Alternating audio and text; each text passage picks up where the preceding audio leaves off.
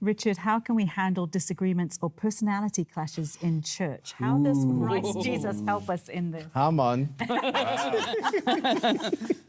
Good Lord, this is almost like a church growth book, isn't it? Kind of develop out of this.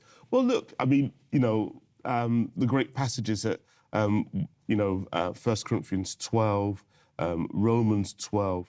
What we need to appreciate is that unity and diversity.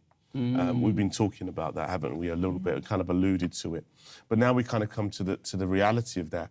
That we feel more comfortable in that kind of homogenous place where, whether that be an ethnic thing, whether that be a cultural thing, whether it be a class thing, where we feel more comfortable around those who are like ourselves, as we would say, and that ought not to be so, because we find that the thing that we are supposed to have in common is that we were sinners and Christ redeemed us. That's the common theme, where we find ourselves in a situation where we've come together, and the only thing that we might have in common is the fact that I was a sinner, and now Christ has saved me, and now I'm seeking to be sanctified in that.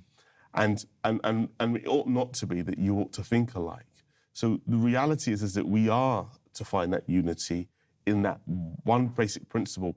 We're all just, that revelation that we get, the picture in Revelation is that all the tribes, they are worshiping God, It's a picture of that beautiful diversity, isn't it? Yeah. It's that picture of all nations coming together and worshiping God. And that ought to be something that we aim for.